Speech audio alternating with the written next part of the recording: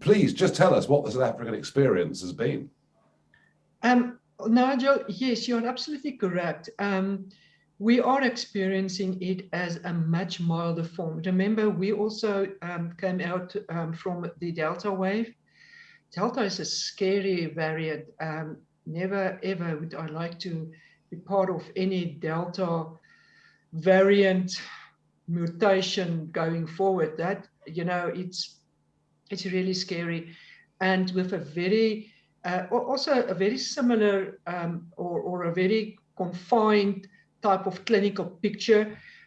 You know, if you have seen a few Delta patients, you pick up the clinical picture and you know the dangers of Delta. So when we first saw the Omicron, we've got a different clinical picture. It's definitely a different clinical picture. It's not the same than Delta. We also was extremely worried. You know, we brought in the same measurements that we would have, or treatment guidelines that we would have done for Delta. And 2 weeks after the first patients that we have seen, we're starting to realize, but this is a mild disease. You know, there's no cytokine storm at primary healthcare level where the majority of patients go and visit with their symptoms.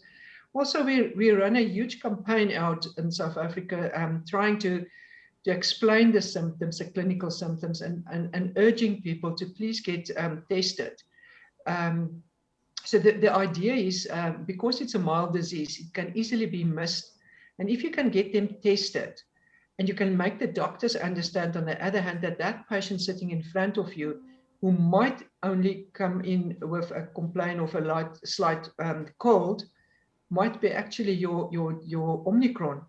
You need to get them out of the circulation. You need to get them to isolate, and you need to get quarantined.